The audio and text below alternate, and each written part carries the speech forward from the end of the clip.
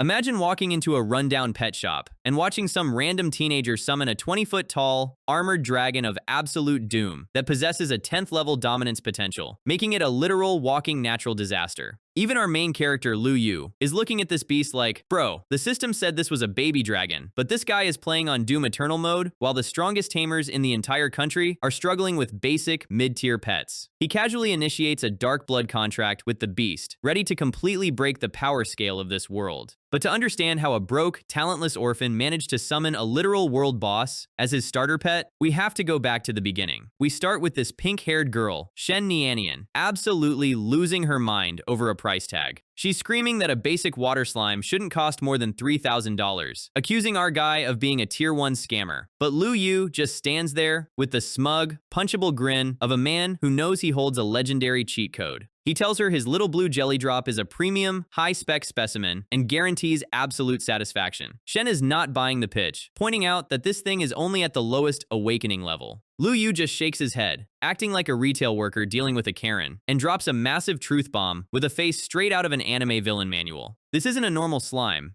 It's a mutant with the Devour talent, meaning, if she feeds it resources, it can evolve without limits and reach the level of great kings. Shen looks at him like he's trying to sell her a monorail. And why should I believe you? He tells her to test it herself. But right on cue, the atmosphere is ruined by some heavy-duty trash talk. High heels click on the floor, bringing a level of toxic energy that could melt a nuclear reactor. Enter Bai Yue, Lu Yu's gold-digging ex-girlfriend, wearing thigh-high stockings and a skirt tighter than the author's plot logic. She immediately starts laughing, loudly announcing that her ex doesn't even have a beast-taming talent and got kicked out of his family. Shen is flabbergasted, realizing she's trying to buy a pet from a guy who's basically a blind driving instructor. The ex smugly tells Lu Yu to accept his fate as a useless NPC, bragging about how she used him and threw him away. Shen's inner monologue is gold here. She's literally thinking, wow, the generic cartoon villainess actually exists in real life. Our MC doesn't even blink. He just smiles and tells Shen to ignore the cheap background noise. The ex gets completely triggered,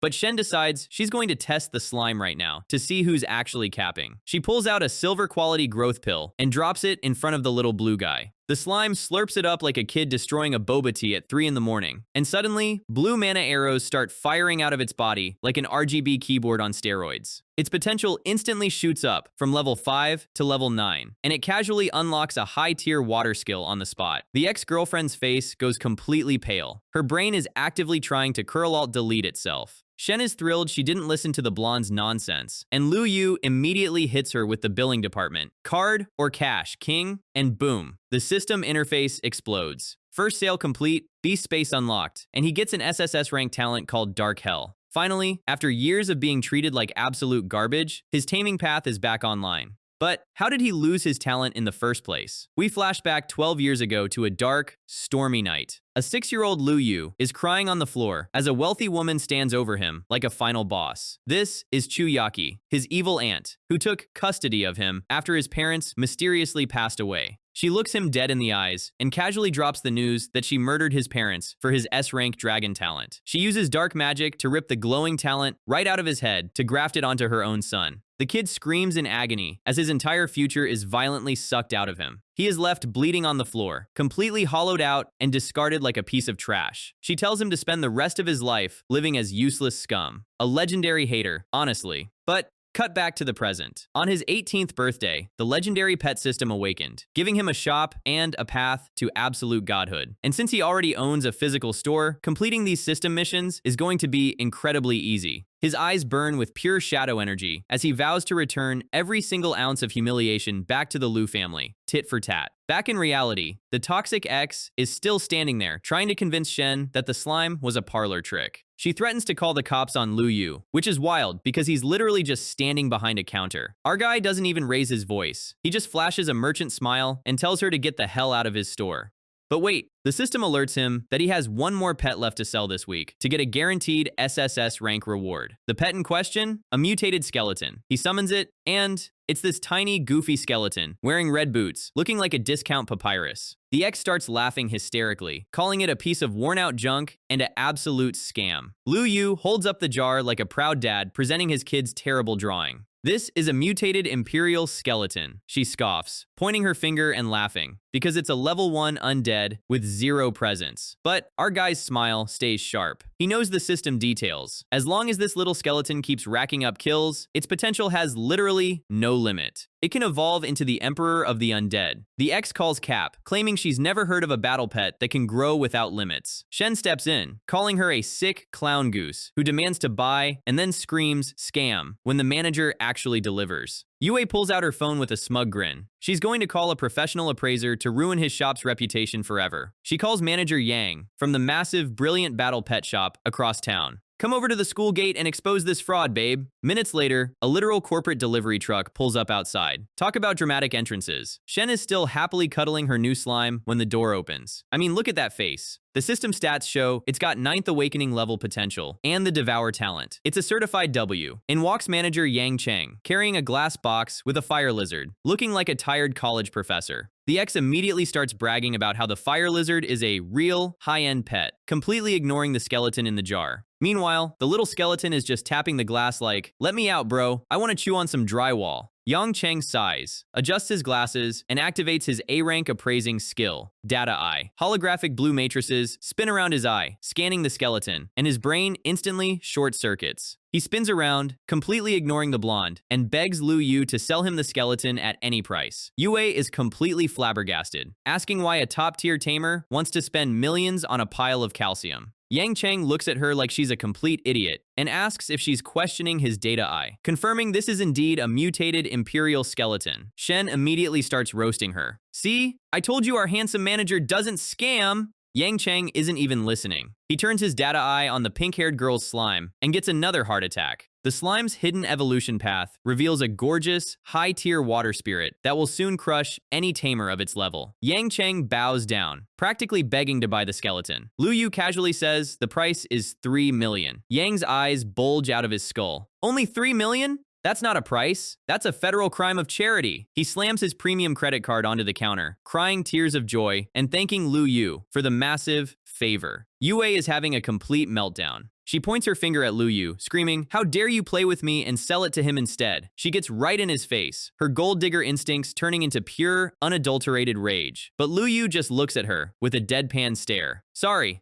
we're sold out. Get lost." She loses her remaining brain cells, screaming that he's just a talentless trash reject who got kicked out of his family. And that brings us back to our hook. Lu Yu's eyes flash blood red as he decides he's done playing nice. He unleashes a massive wave of spiritual pressure, cracking the air with enough force to make Yang Cheng shake. He assumes it's S-rank Lu Yu is holding back SSS rank to avoid getting assassinated. The massive wave of gravity slams into Yue, sending her falling backward and sliding across the floor in a very ungraceful splay. She's hyperventilating on the floor, staring up at him as he smiles like a demon. In the taming world, nothing is impossible. And because she has the pride of a wet cardboard box, she immediately tries to crawl back. "Lu Yu, I'll give you another chance to woo me." Lu Yu's face instantly goes flat. "I'm good. Get out." She stomps out of the shop, screaming that he'll regret this. Classic sore loser behavior. Lu Yu exhales, turning to his remaining customers to tell them the shop is closing up. Shen immediately whips out her phone, asking for his contact info. She knows a high-tier carry when she sees one. Yang Cheng joins in too, looking like a kid asking to be added to the popular Discord server. Lu Yu smirks as he accepts. Shen is a student at the elite university. She's basically a walking billboard who's going to bring him a ton of rich clients. And Yang Cheng is a corporate manager who can open up massive distribution channels. He imagines the literal rain of gold coins that's about to hit his bank account. Capitalist Grindset is fully activated. He flashes his QR code with a massive grin. "Scan away my future sponsors!" The heavy metal shutters slam shut, finally leaving him alone in the quiet shop. Boom. The holographic system waifu pops up, congratulating him on completing his beginner quest and unlocking the commercial shop. He pulls up the digital inventory screen, looking at the basic tier pets, and immediately tells the system to swap them for paid premium beasts. He starts scrolling through the catalog, rejecting everything that's too ugly or doesn't match his shadow talent. The premium options are wild: a 3-headed hellhound, a werewolf, and a high-tier demon lord. The system asks if he wants the hellhound, but Lu Yu instantly says no because he got bitten by a dog when he was a kid. A literal SSS-Rank tamer has trauma from a stray pug.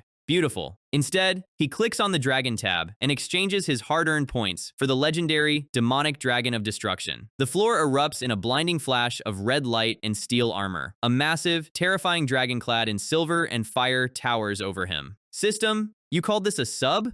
The system waifu is just like, yeah, for dragons, that's basically a toddler. Its stats pop up, showing a 10th dominance level potential. Lu Yu is staring in complete disbelief at the floating blue screen. In this world's taming pyramid, dominance level is the absolute penultimate tier, sitting right beneath the mythical king level. The 3 absolute strongest tamers in the entire nation only have king level beasts, and our guy's starter summon is already touching that boundary. He sets up the dark contract, magic circles glowing with ancient, destructive runes. He channels his SSS-Rank dark power straight into the dragon's armored head, initiating the soul link. The dragon roars as its power levels shoot through the roof, but suddenly, the transfer cuts off. The system waifu explains that his current beast space is too weak to accommodate a fully grown dragon. He needs to level up his own physical body first. To make things easier, Lu Yu uses his mental energy to shrink the 20-foot monster into a tiny, adorable chibi dragon that hops onto his shoulder. Much more comfortable. Now, his journey of absolute revenge is finally ready to begin. We kick off back at the girls' dorm, where Shen Nian is showing off her brand new mutated slime. Her blue-haired roommate Ruo Yun instantly panics, telling her to hide it before their resident elite roommate sees it.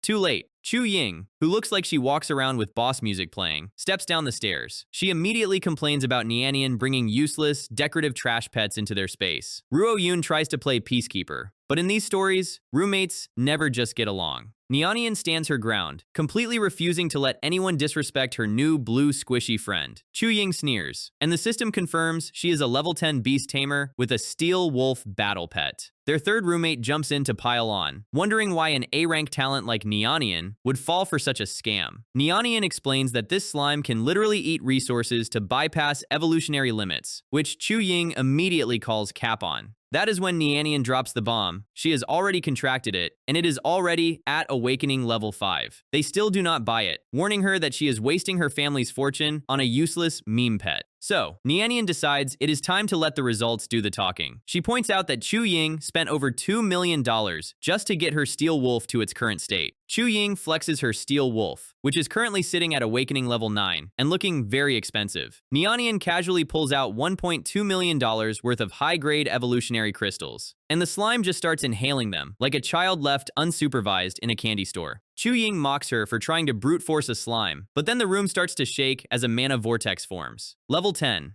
Instantly, a basic slime just reached the absolute peak of the awakening stage in about 4 seconds. Chu Ying's jaw drops so fast, it practically cracks the floor tiles. But Nianian is not done flexing, revealing that the slime's potential has officially broken through to the Bright Star level. Chu Ying is physically hurting from the sheer amount of disrespect her worldview is currently taking. Deeply offended by a literal blue ball of jelly, she challenges Nianian to an immediate 1v1. They take it outside, and Chu Ying commands her steel wolf to go all out. The wolf lunges, looking like it belongs in a dark fantasy game. The slime responds by launching a Crimson Water Spear, a high-tier super-level skill, straight down its throat. And just like that, the steel wolf is completely folded. Chu Ying drops to her knees in despair, realizing she just got soloed by a pet that cost less than her daily makeup budget. Nianian tosses her hair, hits her with the ultimate, "I'll overlook this because we live together" line, and walks away. Ruo Yun immediately chases after her, begging to know where on earth she bought a god-tier cheat code. The next day, we find ourselves back on the streets near Lu Yu's shop. A red-haired guy named Luo Z wanders in, looking around like he owns the sidewalk. He spots Lu Yu's chibi dragon sleeping in a bowl and thinks it would make a cute present for his sister. He pokes the literal demonic dragon of destruction and asks for a price. Lu Yu calmly explains that his personal dragon is not for sale, but Luo Ze insists he has unlimited cash. Lu Yu gives him the merchant smile, but the anger vein on his forehead is doing some heavy lifting. Luo Ze decides that since Lu Yu won't take his money, he is going to take the dragon by force. He summons a giant black-feathered crow to teach Lu Yu a lesson, while Lu Yu just sighs at the absolute stupidity of the situation. The chibi dragon slowly opens one eye, releasing a wave of pure, unadulterated dark cosmic horror. The crow gets hit with so much raw spiritual pressure that its brain completely short-circuits, and it crashes straight into a shelf.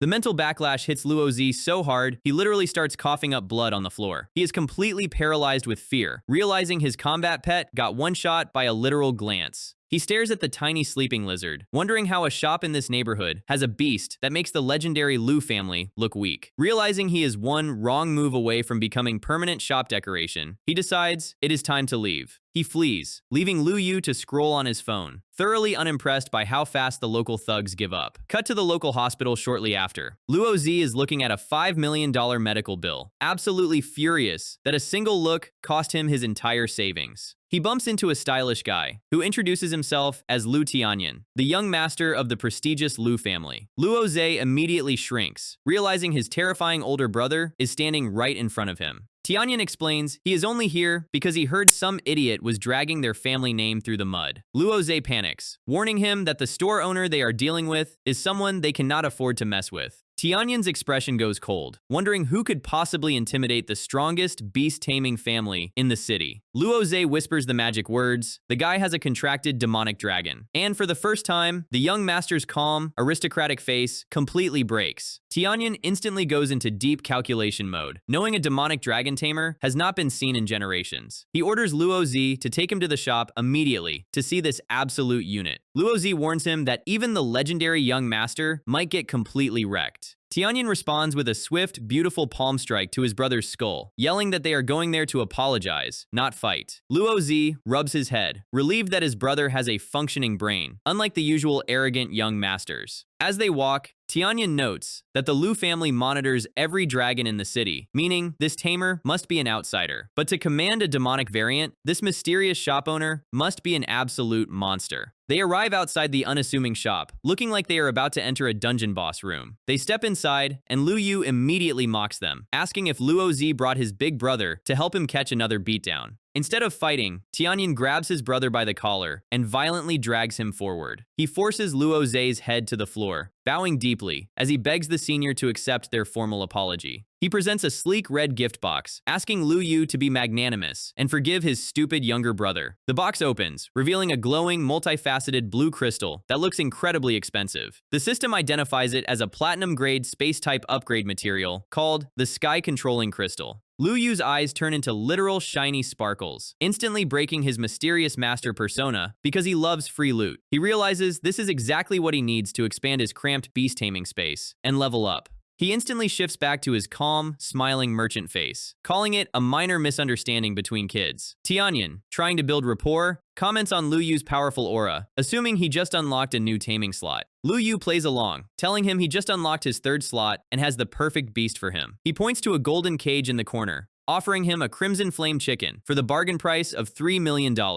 The cage contains a chubby yellow chick wearing denim overalls, sleeping peacefully under a massive $3 million price tag. Tianyan, determined to stay on his good side, agrees to buy the ridiculously expensive chicken without hesitation. Luo Zhe whispers that even for a wealthy family, spending $3 million on a farm animal is a massive L. Lu Yu's face instantly drops into a terrifying, dead stare, asking if they think he is playing games with them. Tianyan sweats profusely, desperately explaining he just wants to understand the deeper value of this overalls-wearing bird. Lu Yu's warm smile returns, telling him he is only revealing this secret because of their highly sincere attitude. He explains that this is no ordinary chicken. It can consume and refine any flame to endlessly upgrade its own potential. Tianyan's mind is completely blown by the sheer absurdity of a self-upgrading pet. He asks for permission to test it out with his own personal element. He channels his signature high-grade cold flame, a freezing blue fire that normally burns things to ash. He brings the blue fire close, and the little chicken doesn't even flinch. Instead, the chick just opens its beak and inhales the cold flame like a vacuum cleaner, clearing up dust. Suddenly, a massive, majestic blue phoenix phantom erupts behind the tiny bird as its latent energy skyrockets. Tianyan stands frozen, realizing this is not a chicken at all, but a future mythic flame emperor. He bows so low his spine is practically parallel to the floor, thanking Lu Yu for giving them such a legendary treasure. Lu Yu waves it off casually, playing the role of the mysterious hermit who distributes god-tier items like party favors. Tianyan hesitates, then asks if Lu Yu has any connection to the city's legendary dragon-taming family. The mention of his former family causes Lu Yu's face to darken into a shadow of absolute, icy rage. He coldly states that he has long since cut all ties with the Lu family. Tianyan immediately registers the terrifying shift in mood, realizing this mysterious powerhouse holds a massive grudge against his household. Sensing they have overstayed their welcome, the brothers quickly take their leave and head out into the sunset. With the shop finally empty, Lu Yu pulls out the glowing spatial crystal, ready to upgrade his stats. He enters his inner mental space, a vast blue holographic grid system. The crystal's power surges, violently expanding his beast space to a massive 100,000 square meters. Lu Yu laughs at the sheer absurdity of using a platinum tier treasure just to skip the level grind. But hey, a W is a W. Now that his soul capacity can handle it, he summons his demonic dragon of destruction for its own breakthrough.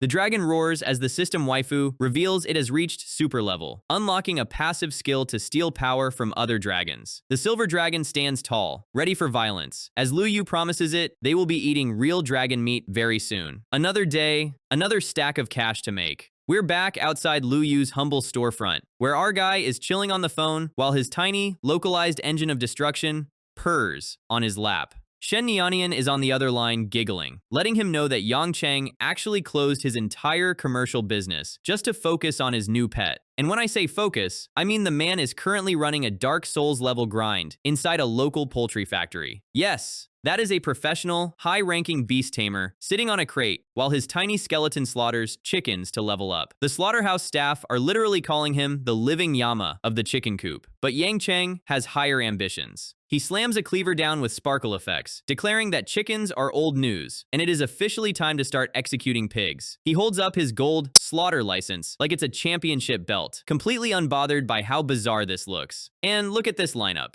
Bears, tigers, and wolves are sweating buckets in the holding cells, realizing their executioner has arrived. Yang Cheng's skeleton has already hit super level tier 3, and his laugh is getting increasingly unhinged as his grind set intensifies. Back at the shop, Lu Yu reads the update and realizes his first elite customer is borderline losing his mind in the pursuit of gains. But honestly, the strategy is genius. Using raw slaughterhouse volume to bypass elite food costs and trigger evolutionary growth. Our guy is basically printing future server-first players at this point, and his business model is looking flawless. Yang Cheng texts him another update, adding that he just sent a high-profile client straight to Lu Yu's legendary shop. Perfect timing. Lu Yu is currently sitting on a massive inventory with zero walk-in traffic. At the same time, Senior Lu Tianyan shoots him a message, asking if he can bring his younger sister by to pick out her first pet. Lu Yu sips his coffee, completely relaxed, while his chibi dragon growls like a happy puppy. He promises the little lizard that once the next big sale clears, they are expanding his beast space for a permanent upgrade.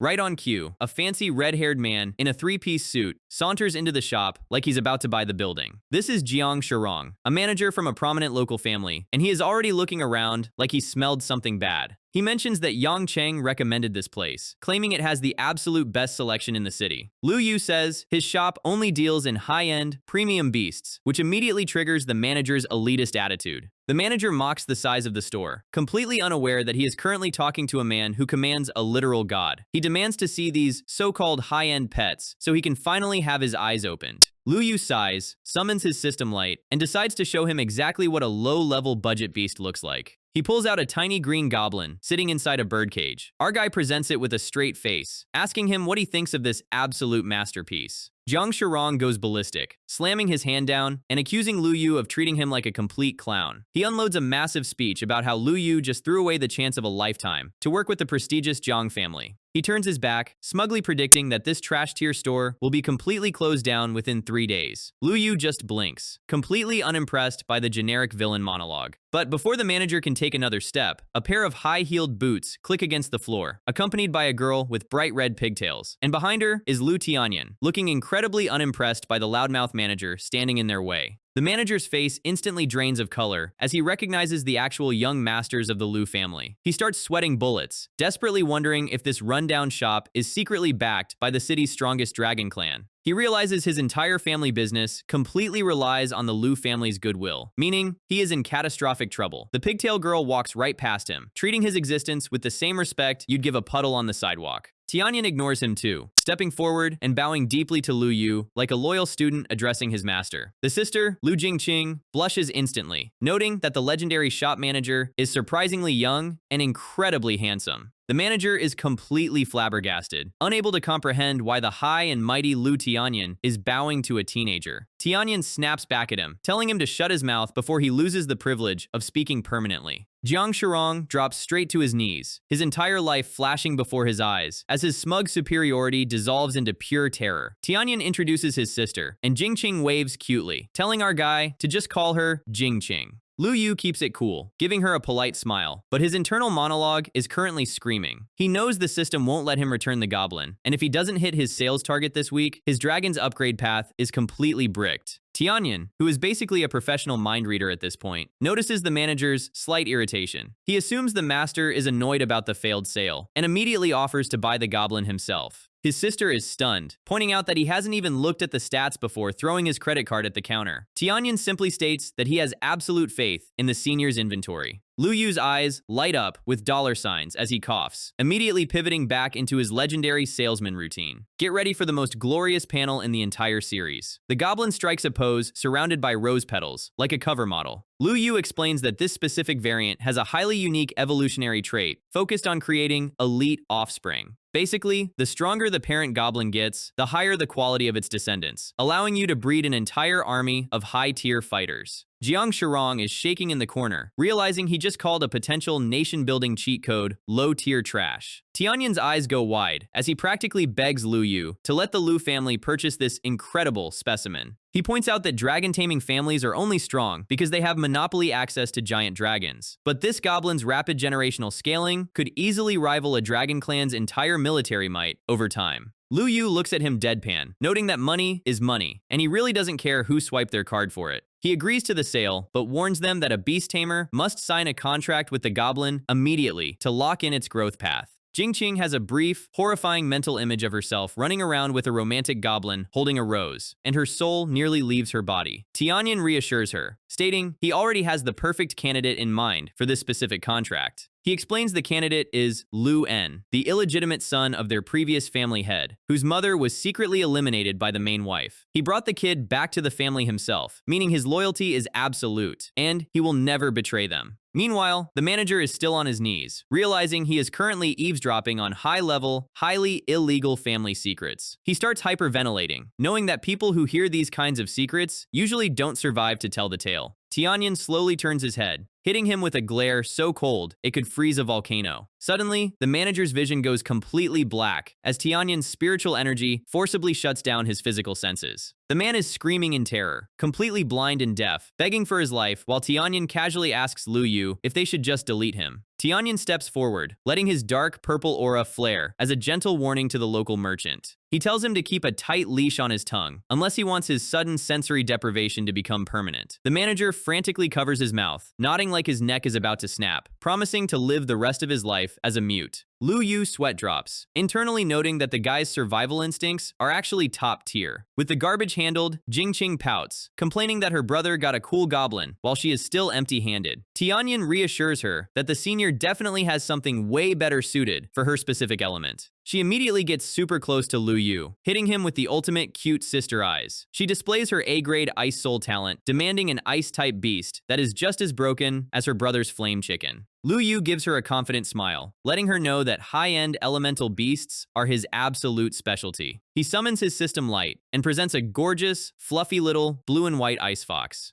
Jingqing squeals with delight, immediately asking if this adorable little creature can also refine elements like the chicken did. Lu Yu smirks, confirming that this fox can absorb exotic ice to grow infinitely stronger without any genetic limits. She decides to test it immediately, channeling a dense sphere of freezing blue spiritual energy. The little fox opens its mouth, happily chewing on the ice blast like it's a blue raspberry popsicle, its fur glowing with power. Jingqing is completely sold, yelling that she doesn't care if it costs 10 million or 100 million, she is taking it home. Lu Yu gives her his classic closed-eye grin, letting her know his pricing is flat and fair, $3 million, just like the rest. Tianyan bows politely, letting our guy know that the 6 million for both pets has already been successfully transferred to his account. Lu Yu waves them off with a friendly smile, always happy to assist high-paying customers who don't ask too many questions. But as they prepare to leave, the chibi dragon next to him suddenly stands up, letting out a sharp, defensive growl. Lu Yu's smile instantly vanishes as his eyes drop into a shadow of pure, focused intensity. Outside the shop, a heavy, freezing white wind sweeps across the empty street, carrying a massive weight with it. Our guy senses the dense, ancient energy rolling through the air, recognizing the distinct signature of a giant dragon. He lets out a cold, dangerous smirk, realizing his old family's main branch has finally decided to show their faces. Back in the present, Hingdae sneers, wondering what a talentless exile can actually do against a real tamer. He warns him that he is up against the entire Lu family, but Lu Yu simply asks him who the hell he thinks he is. The enforcer is furious, completely unable to tolerate any disrespect from the kid he used to stomp on. The chibi dragon growls, ready to start the main event. Hengdae laughs, mocking the fact that the trash-tier exile managed to sign a pact with a baby dragon. He notes that the little lizard looks severely underdeveloped and completely unready for a real fight. He boasts that his elite wind dragon will turn our guy's pet into a stain on the pavement in one hit. He points his finger, ordering his storm dragon to tear the kid to pieces. The massive beast roars, unleashing a torrent of green wind energy directly at the storefront. The blast completely engulfs Lu Yu, and Hengdae smiles, assuming the fight is already over. But as the dust clears, a massive fiery red shield blocks the damage, revealing the full-size demonic dragon of destruction. The colossal beast towers over the street, its armored scales radiating pure chaotic heat. Lu Yu stands under his dragon, his eyes glowing with SSS-Rank purple fire, as he asks if that was seriously his best shot. The dragon lets out a deafening roar, signaling that the enforcer's survival contract has officially expired.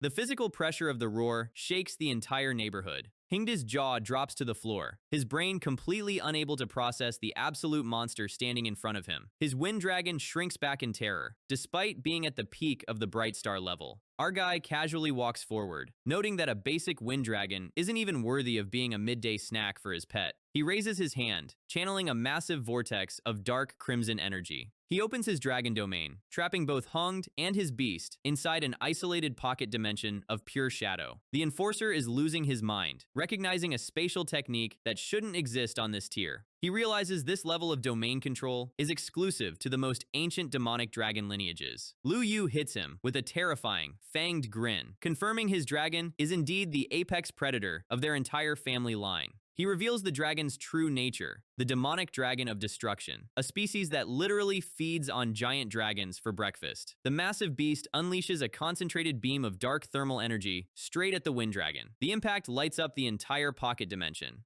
Hengdae can only watch, as his elite mount's scales are absolutely shredded by the blast. The wind dragon screams in agony, its wings completely torn, as Hengdae is thrown from its back. The massive beast crashes heavily into the cracked pavement, completely broken and bleeding out. The enforcer is lying in the rubble, his entire life's work undone in less than 2 minutes of combat. He desperately tries to crawl away, leaving a thick trail of blood behind him. But Lu Yu's heavy black combat boot stomps directly down onto his outstretched hand, with a sickening crunch. Our guy looks down coldly, asking his former abuser how it feels to be physically crushed by scum. He grinds his heel into the broken fingers, letting 12 years of pent-up rage land in one concentrated spot. The enforcer starts crying, begging for mercy, while trying to leverage the fond memories of his childhood. Lu Yu's expression turns incredibly twisted, completely disgusted by the sheer audacity of his plea. He grabs Hengdae by his hair, violently dragging his face up to witness the final act of his career. The demonic dragon of destruction looms over the dying wind dragon, its maw dripping with heat. It sinks its massive fangs into the wind dragon's neck, lifting the giant beast into the air like a piece of raw meat. And just like that, it swallows the elite wind dragon whole, completely absorbing its essence. Hengdae screams in agony as the mental backlash of his contract being forcibly eaten tears through his brain. He drops to his knees, pressing his forehead into the dirt as he begs to become Lu Yu's most loyal dog. Our guy looks down with his glowing SSS-Rank crimson eyes, completely empty of mercy. The fire in his eyes flares, signaling the end of the conversation. He coldly tells him to save his apologies for the afterlife. The giant demonic dragon raises its massive, armored claw over the kneeling man. The claw drops, and a massive, fresh crater is added to the street, completely deleting the matriarch's top enforcer from the census. We open right where we left off, with Lu Yu praising his dragon over a fresh, steaming crater in the pavement. His system waifu pops up to congratulate him on defeating an elite enemy, handing over a red star level resource as a reward. It is the Demon Heart, a crystallized chunk of pure, concentrated energy containing the lifelong memory of a demon lord. The system confirms this legendary item can instantly upgrade any dark-type beast's skill set to the red star level. But the system waifu is not done winking and spinning just yet. She reveals he has accumulated 900 points, officially unlocking his second contract slot. Lu Yu stands in the quiet alleyway, realizing it is time to build his secondary lineup.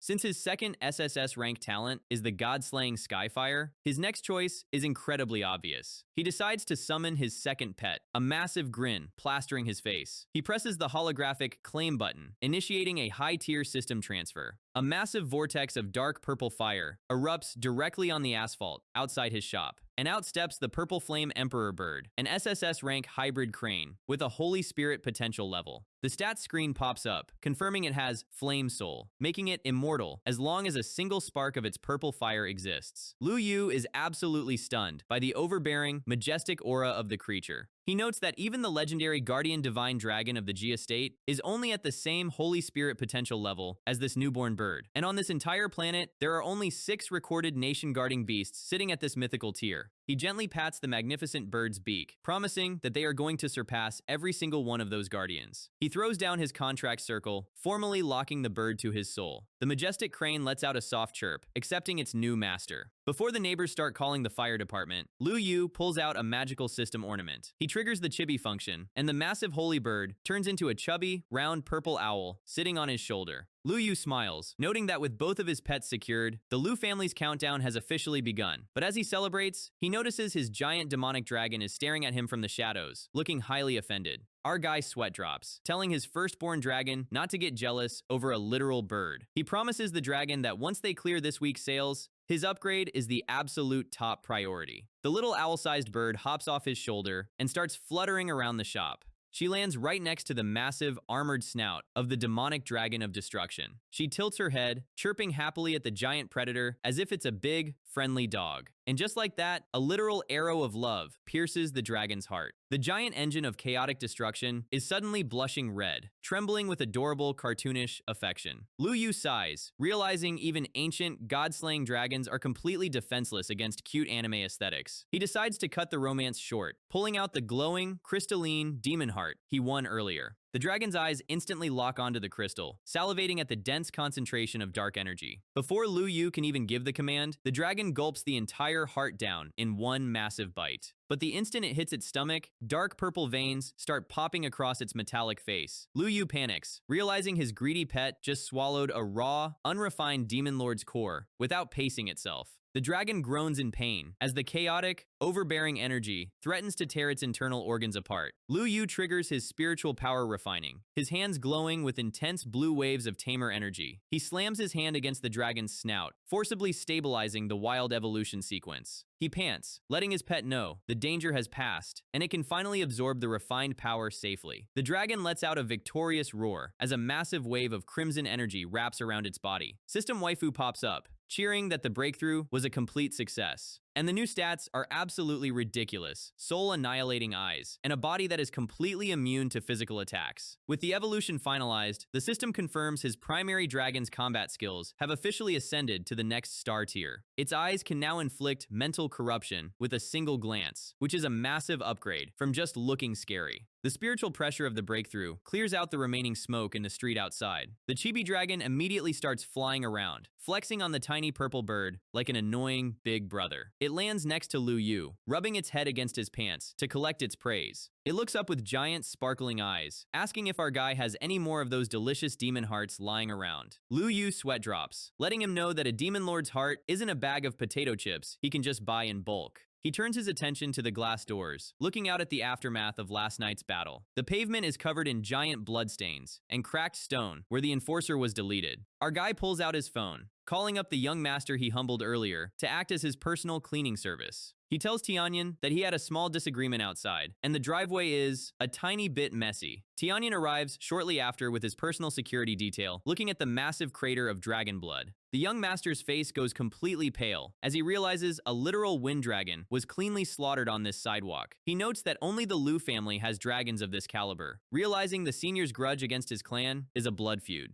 He quickly orders his suited bodyguards to scrub the crime scene spotless before the local authorities notice the magical fallout. By the next morning, the street is completely pristine, and we transition over to the massive Liu family estate. Tianyan walks through the courtyard, where a stressed servant warns him his sister is currently throwing a massive fit. Jingqing storms out of the mansion, screaming at him like he just sold her favorite video game console. She demands to know why he spent their entire monthly budget on funding a suspicious goblin breeding program. She points out that pet beast reproduction is incredibly slow and risky, making this a massive financial gamble. Tianyan remains calm, explaining that the senior's mutated goblin is capable of breeding an entire self-sustaining army. He adds that once he takes over the family head position, this goblin colony will serve as his personal military foundation. His sister pouts, complaining that he is spending all his time raising green goblins instead of upgrading her cute ice fox. He chuckles, patting her head and letting her know he has already procured elite resources for both of their new pets. Their family secretary steps up, carrying a heavy, high-tech metallic briefcase. Jingqing immediately snatches the case with a giant, excited smile. She opens it, and the brilliant glow of high-tier elemental crystals reflects in her eyes. She holds up the crystals, drooling over the rare fire and ice stones, while declaring her brother is the best in the world. Tianyan gently takes them back, letting her know these priceless gifts are actually for Senior Liu. She immediately turns into a screaming chibi, complaining about his tyranny and threatening to tell Senior Liu on him. Cut back to the shop, where the afternoon sun is reflecting off the glass. Jingqing stands outside, holding the briefcase, realizing her brother's political foresight is actually genius. She remembers him explaining that these exotic wonders are a necessary investment. He admitted that without the senior's chicken, his personal talent would have capped out at the basic monarch rank. But with the Flame Emperor bird, he actually has a realistic shot of breaking through to the legendary Overlord rank. Jingqing giggles, realizing if she stays on the manager's good side, her ice fox might carry her to the Overlord rank too. She kicks the shop door open, shouting a cheerful greeting to our guy behind the counter. She lays out the Crimson Heart Earthfire and Violet Mystic Extreme Ice as a formal token of their appreciation. Liu Yu is surprised, noting that Tianyan already did him a massive favor by cleaning up last night's murder scene. She waves it off, explaining that the pets he sold them actually upgraded their personal tamer talents, which is worth billions. Liu Yu's eyes narrow in shock, realizing his system-bred pets have a hidden passive that permanently buffs their owners. He recovers his smooth composure, gladly accepting the massive briefcase of rare loot. Jingqing waves goodbye, letting him know the Liu siblings are always at his service before heading out. Liu Yu inspects the fire crystal, realizing it's the perfect snack to jumpstart his new bird's leveling path. He summons his tiny purple bird, who flutters onto his hand with a happy chirp. He offers the glowing red crystal to the little creature. The tiny bird inhales the flame energy, closing its eyes as the massive heat is smoothly absorbed. An instant flash of purple light blinds the room as Liu Yu gasps at the sheer speed of the breakthrough.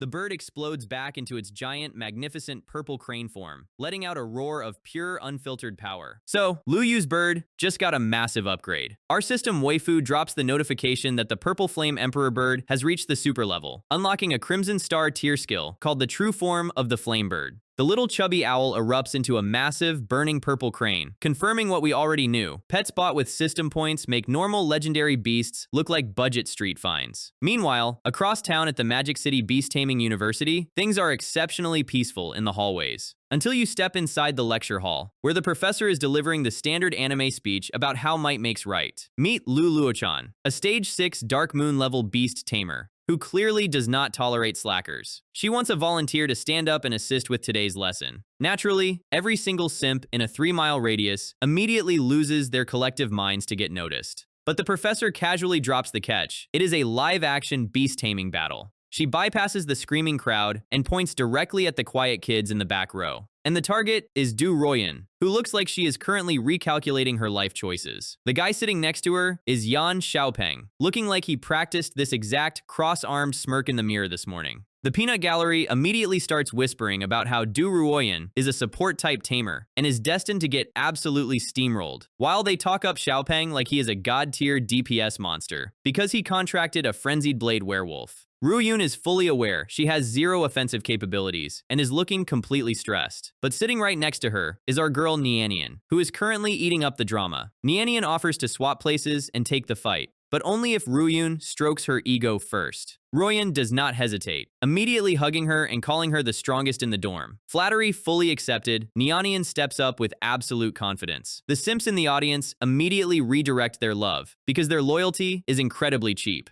Nianian explains to the professor that support tamers are not built for 1v1 duels, so she is subbing in. The professor has no issues with a little extra entertainment. Xiaopeng says he does not care who he fights. He is fully convinced his werewolf is going to blend whatever gets thrown at him anyway. So Nianian summons her pet, and out pops the cute little blue slime. The entire lecture hall collectively facepalms, because bringing a slime to a university-level battle is like bringing a pool noodle to a sword fight. Even the professor is wondering if Nianian is actually serious right now. Xiaopeng warns her that beast battles do not have training wheels. He makes sure to state he is not paying the vet bills when her blue squishy ball gets sliced in half. The class starts arguing over whether being pretty is enough to survive, but Ruoyun tells them to shut up and watch. The background characters are still laughing, fully convinced a slime has a hard genetic cap that makes it useless. Nianian gives them the classic main character warning: never look down on another tamer's beast. Xiaopeng is officially done talking. He summons his beast, and out comes the frenzied blade werewolf, wielding twin massive executioner blades. It is a super-level DPS monster, built entirely for speed and slaughter. Nianian and her slime stand there looking like they are waiting for a bus. The face-off is set. Smug DPS tryhard versus our pink-braided slime girl. The werewolf lets out a blood-curdling howl that rattles the floorboards and lunges forward, bringing its blade down to split the slime in two. Nianian just smirks. The slime uses azure silk, shooting out spiraling torrents of high-pressure water, which Xiaopeng laughs off as a basic gold skill. The werewolf brings down a massive cross slash, expecting to turn the slime into blue jelly. But instead of slicing through, the water threads instantly wrap around the werewolf's blades and limbs like steel cables. The simps are amazed, while the coping background characters try to act like this is not a big deal. The werewolf is completely locked down, struggling against the crushing water pressure. Xiaopeng thinks this is just a temporary hold, and that his beast will break free. Except his werewolf suddenly starts coughing up blood, because the hydraulic pressure is crushing its internal organs. The massive beast collapses to the floor, dropping its weapons with a clatter. Xiaopeng's brain completely short-circuits. Nianian's slime floats up,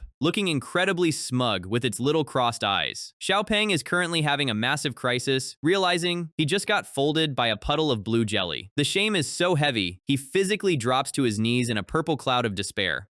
Nianian gives him a lecture about how beast taming has no absolute limits. She remembers Lu Yu's exact words, that one day, even a slime will thrash giant dragons. The entire classroom is dead silent, staring with their jaws on the floor. The simps go wild, while the realistic girl desperately begs for Nianian's breeding guide. Ruoyun runs up to celebrate. She hugs Nianian, thrilled that her friend just saved her from total embarrassment. Nianian acts like she does this every Tuesday. Meanwhile, Xiaopeng is desperately trying to wake up his unconscious werewolf. Ruoyun, being the sweet support type she is, walks over to offer medical assistance. Xiaopeng immediately drops his tough guy act and sheepishly thanks her. Nianian steps in to remind him that professional healing isn't cheap. But Ruoyun just smiles, saying they are all classmates. She summons her moonlight butterfly, casting a bright, magical circle. The butterfly sprinkles glowing healing dust over the injured werewolf. The werewolf is healed instantly, which shocks Xiaopeng again, because it is a high-grade gold-tier skill. Professor Lu walks over, her analytical instincts flaring up as she recognizes the moonlight butterfly's potential. She notes that this specific breed is supposed to be completely extinct. Ruoyun reveals the truth. It is not a rare extinct species. It is just a common green cotton worm that evolved. The professor's mind is blown, realizing an elite master must be behind this. She orders Ruoyun to her office immediately after class. Cut to the office, where Professor Lu sits down, admitting that beast taming is indeed full of anomalies. Ruoyun agrees, feeling proud. But the professor notes that this kind of miracle requires master breeding. She dives into a quick history lesson about an ancient peak civilization of beast tamers. Nianian is listening in, completely fascinated.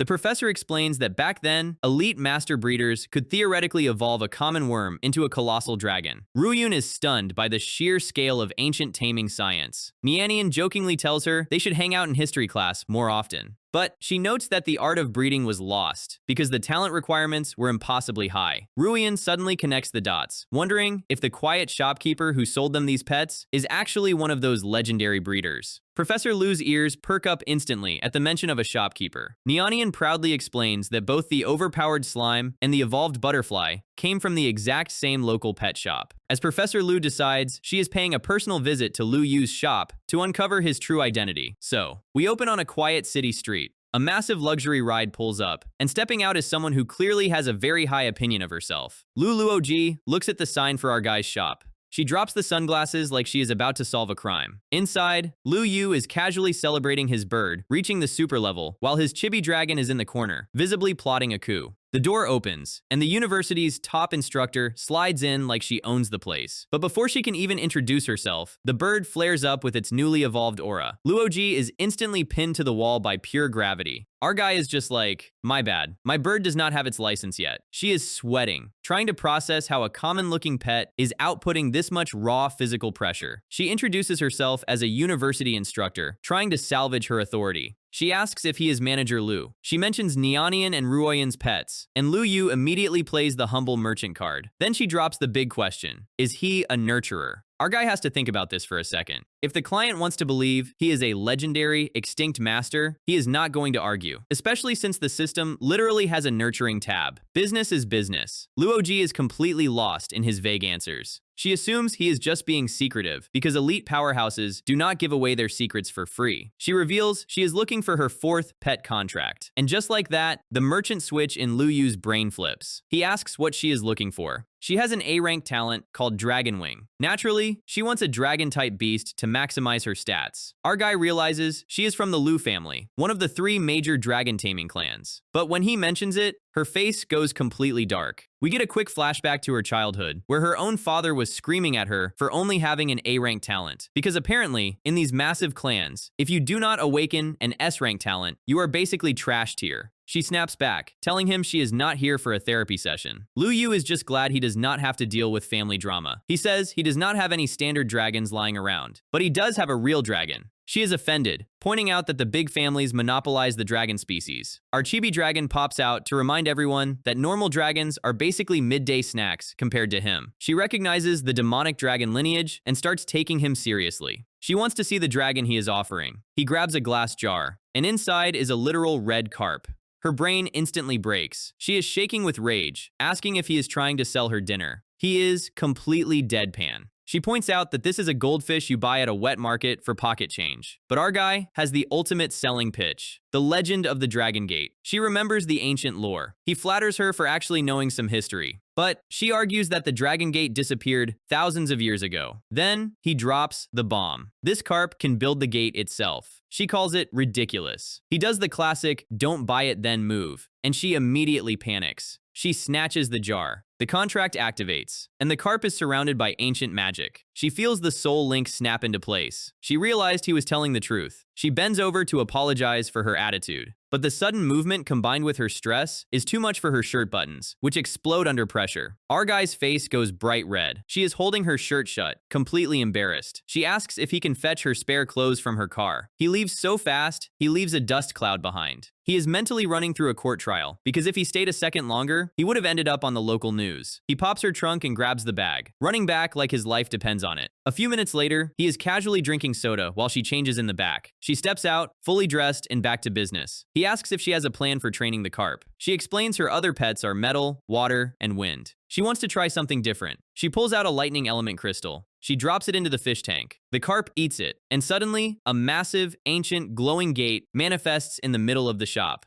The chibi dragon senses the raw energy and lets out a tiny roar. Our guy has to pat him on the head to calm him down. She is startled by the dragon's reaction. He tells her to keep her eyes on the prize. The carp is currently floating in the air, terrified. Lightning strikes the gate as the structure stabilizes. Lu Yu explains that once the carp jumps over, the evolution is locked in. She commands the carp to go. The fish rises inside a water bubble, floating up toward the towering pillars, approaching the top beam. Lightning sparks start crackling around its body as the pressure intensifies. She is tense, worried it might fail. He explains she needs to use her own tamer talent to assist. She activates Dragon Wing, and our guy is actually impressed by her stats. She channels her raw energy directly into the carp.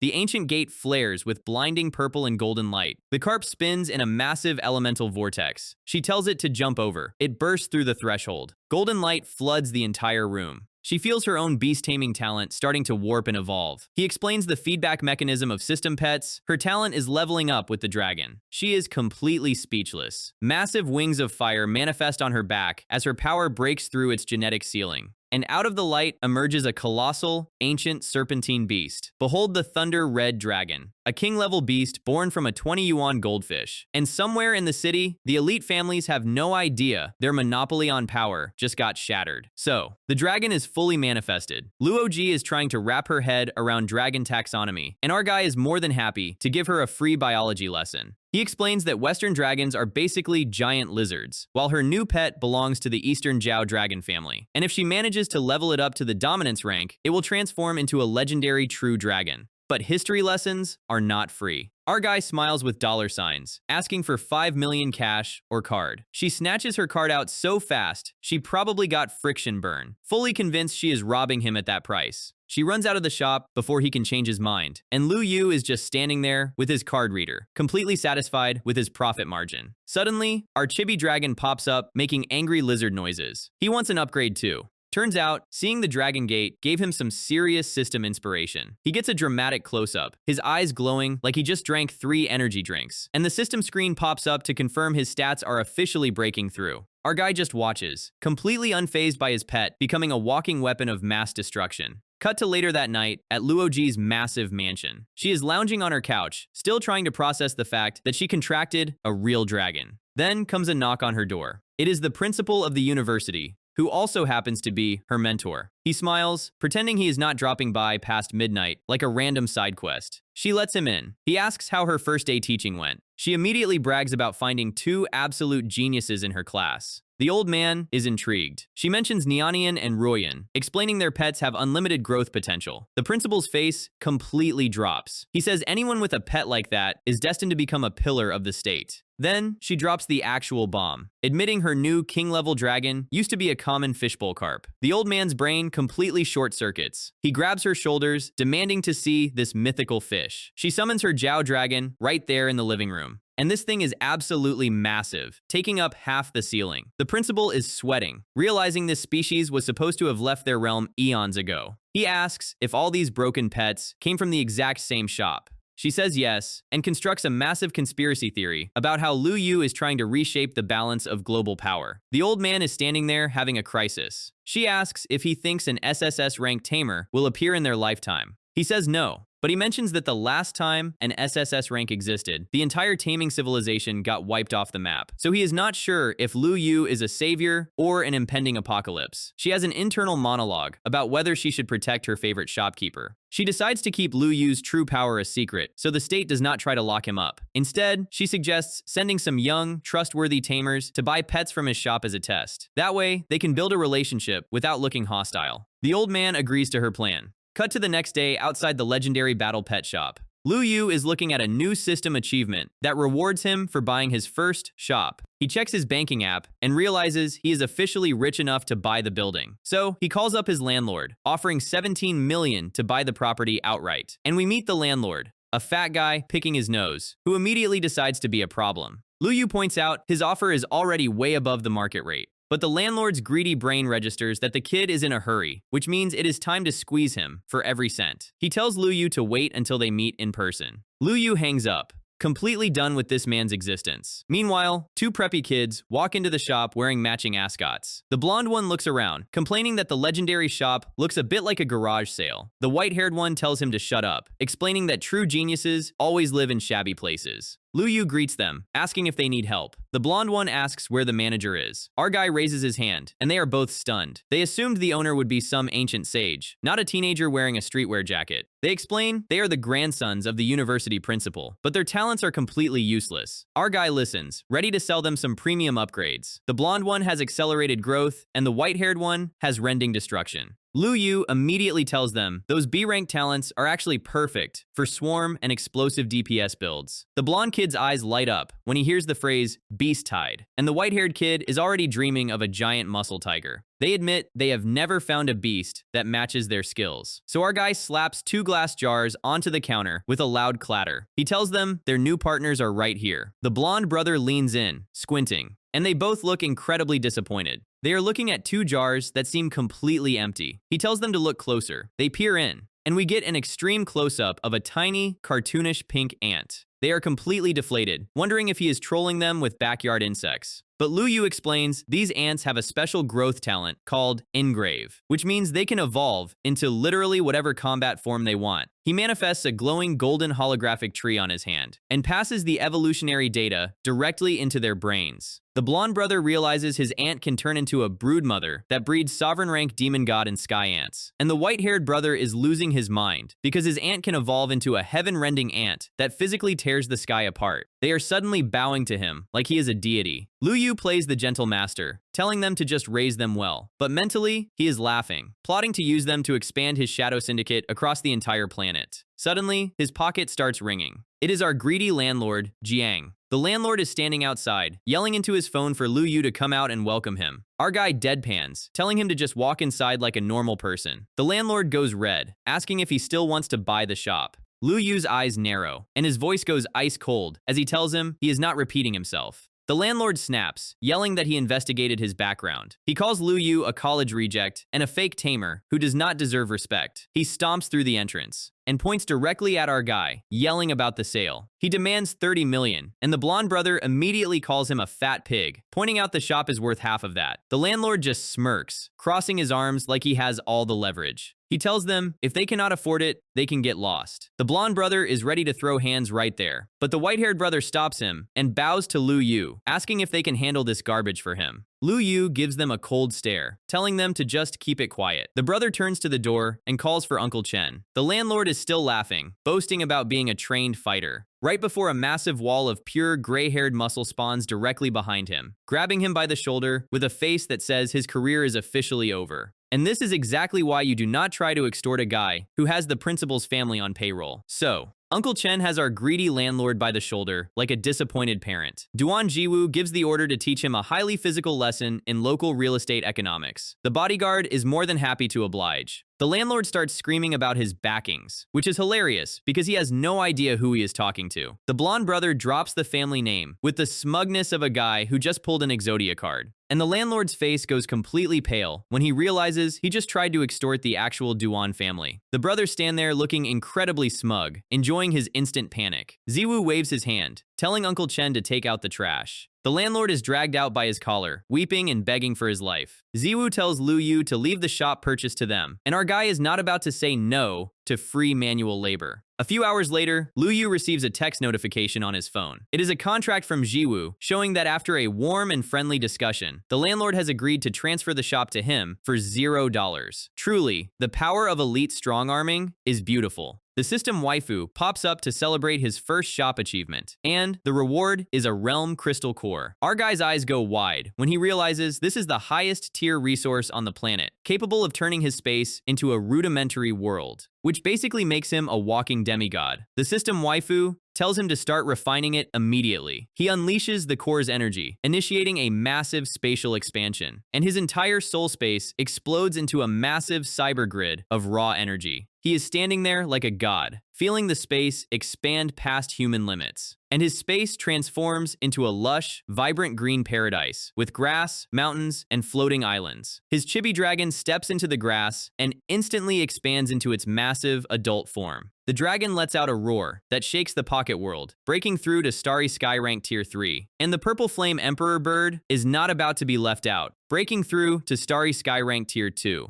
The system waifu drops the stats, the dragon unlocked the Red Star skill Dragon Realm Projection, and the bird unlocked Heavenly Flame Pilgrimage. Dragon Realm Projection is basically a massive crowd control skill that summons a phantom dragon domain to paralyze everyone in a 5-mile radius. Lu Yu is laughing, realizing his mid-tier skills are basically cheat codes, and the bird's Heavenly Flame Pilgrimage is literally just summoning a meteor shower of purple fire, which is a great way to handle property damage. Our guy is fully celebrating his new power, feeling completely untouchable. But the pets suddenly growl, sensing someone entering the shop. Lu Yu's eyes go incredibly sharp. A shadowed silhouette with a cane walks through the front door. It is the principal of the university, Duan Xiangguo. Lu Yu immediately desummons his massive beasts, asking him what brings him here. Our guy's merchant brain is already calculating. He knows the old man sent his grandsons to buy pets, so he is a high-value customer, not an enemy. But he is still wondering what the old general actually wants. The principal, meanwhile, is staring at Lu Yu with absolute terror. He is getting war flashbacks from the raw demonic aura in Lu Yu's eyes, even though his outward demeanor is perfectly gentle. The old man decides right then and there that this kid is an unfathomable expert who must be won over to Xia country's side at all costs. He says he has something important to discuss, and Lu Yu immediately asks if he wants to buy a pet cub. But the old man sighs, explaining that after decades of brutal warfare, his beast-taming space is completely shattered, making contracts impossible. Lu Yu just looks at him,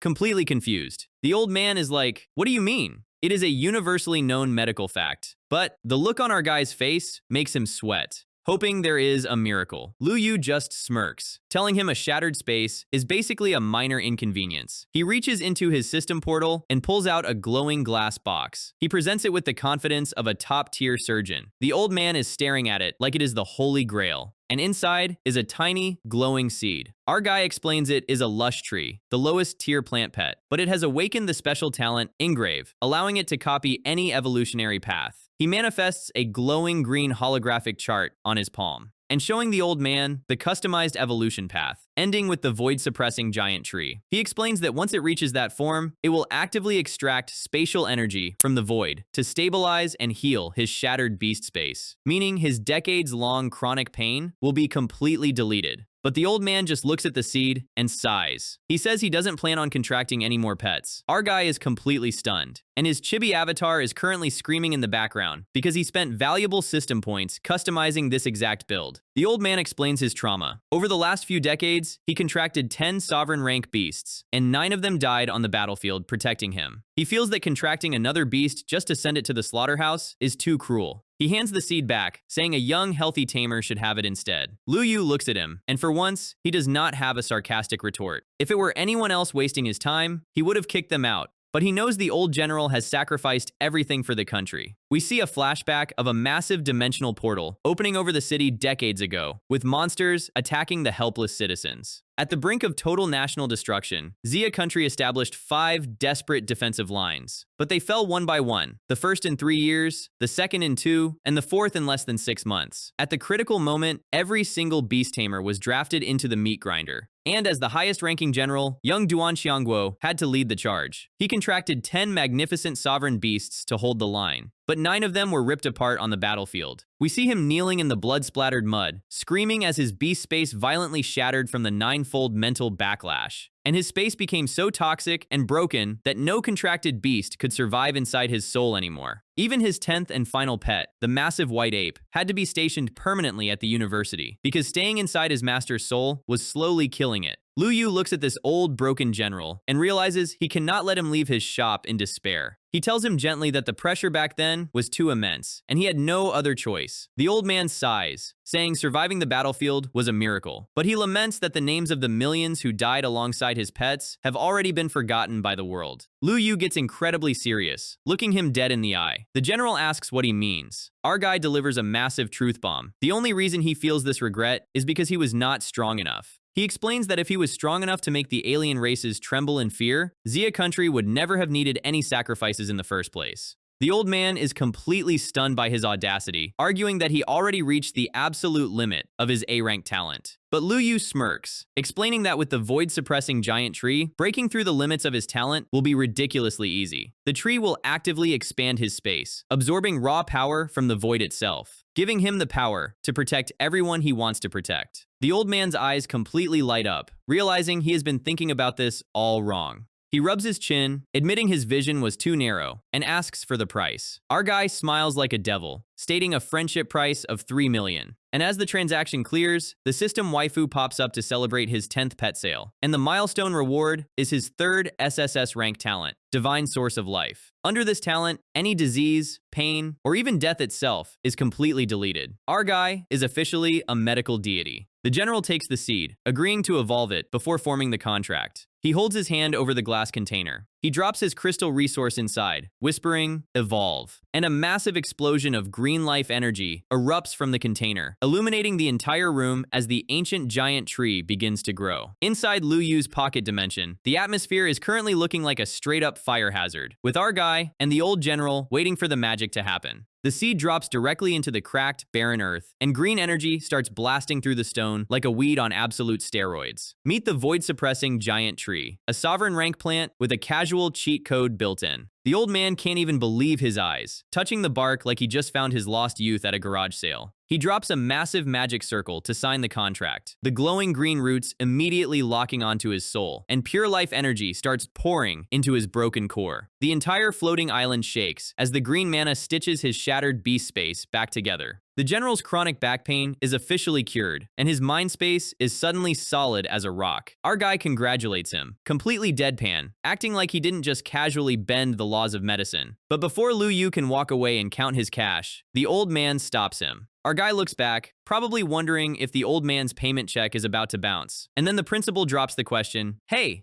how do you feel about joining my university?" Which is wild, because 2 months ago, this exact university literally threw Lu Yu's application in the trash. Lu Yu hits him with the classic "thanks, but I have a business to run" card. He's making too much money at the shop to waste time listening to boring college lectures. But the general laughs and says, "Who said anything about being a student? I want you to be a professor." Though, technically, he has to start as a tutor first, while they bypass some tedious red tape. Lu Yu's brain short circuits, because professor ranks are usually reserved for absolute legendary Tamers. The general is so desperate, he threatens to invent a vice principal role just to lock him in, or straight up retire on the spot to clear a vacancy, showing he has absolutely zero chill. Our guy starts doing some rapid financial calculations in his head. A prestigious title like that means he'll never have to pay a single dollar for marketing his pets again. He accepts. Under one condition, his shop hours are non-negotiable. The general agrees faster than a retail worker, seeing their shift end. He also casually mentions that professors get government-funded research quotas. And by research quotas, he means hundreds of millions, or even billions, in pure state funding. Lu Yu's inner Scrooge McDuck is fully activated, swimming in an imaginary pile of gold coins. Plus, free access to the university's legendary skill vault, which is an absolute massive W.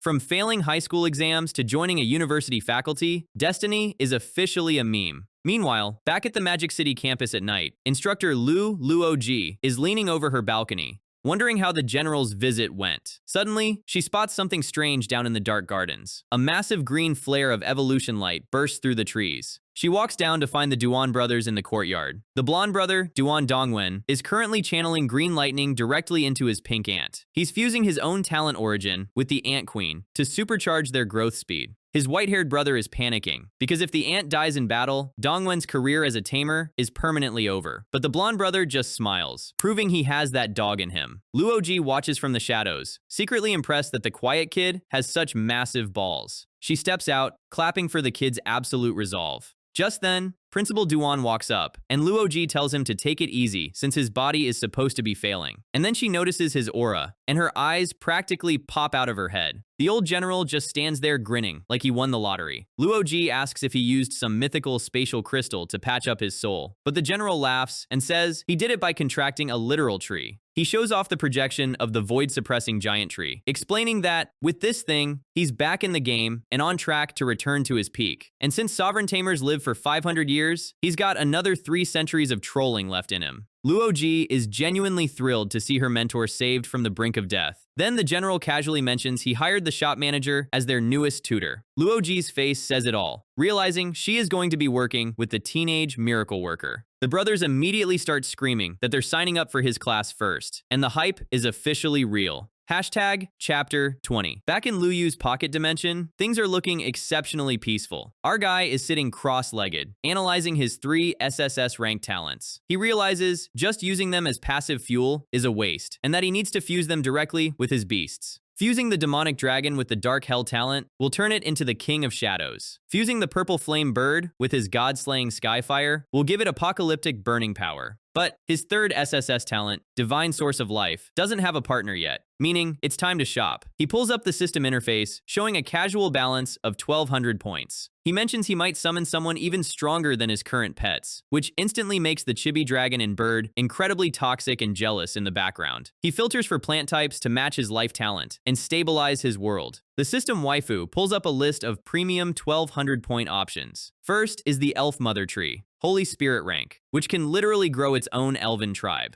But elves are currently out of fashion and too expensive to maintain, so he skips it. Next is the Sacred Star Tree, which revives dead planets, which is cool but useless for a street-level shop. Then, there's the Giant Tree of War, which breeds demonic tree beasts and feeds on conflict. Lu Yu claims it's way too evil for an upright, moral gentleman like him, which is highly debatable. Finally, he looks at the Ancient Tree of Life, which is inherently compatible with his SSS-Rank Life Law, a tree that banishes death and prints infinite vitality wherever it stands. Our guy doesn't hesitate and hits the buy button instantly. And just like that, his 1,200 points are gone, leaving him flat broke again. A glowing green seed manifests in the air, radiating pure healing energy. He reaches out to scan its talent details. Ancient Tree of Life. Currently awakening rank, but boasting tier 3 Holy Spirit potential. It can breed loyal familiars up to Holy Spirit rank out of thin air. Skill 1, Plant Growth. It can magically catalyze any plant's growth in seconds. Lu Yu's business brain immediately starts computing the profit margins of gold-tier spirit fruits. He's already imagining a magical orchard, making him billions overnight while he sleeps. Skill 2, Life Domain, which is a massive AoE healing aura that cures literally any damage. Skill 3, Projection. The tree can project its full power anywhere outside his space. But the last skill is what really catches his attention, Star-Slaying Grass. It lets the tree cultivate a companion weed capable of slicing the sun, moon, and stars, which is casual lawn care. A perfect blend of healing, money-making, and orbital strike capability. Absolute chef's kiss. He initiates the contract process without losing a second. The seed flares up with a blinding emerald light, instantly sprouting roots and cracking the ground open, as it grows into a colossal, glowing green tree that dominates the landscape. Suddenly, our guy clutches his chest as a massive wave of energy hits his soul. The tamer feedback is so intense, he's already on the verge of another breakthrough. A soft, cute voice whispers "Master" through the rustling leaves. A swirling vortex of green leaves manifests in front of him, revealing a cute, glowing white-haired elf girl descending from the branches. He realizes this is the tree's physical projection. The system confirms she has all the tree's abilities and can freely travel outside his beast space. Our guy holds out his hand and asks if she is indeed the Ancient Tree of Life. She lands softly, smiling up at him with absolute loyalty. She tells him her name is An Yu, and our guy just acquired his first living waifu tree. What a life!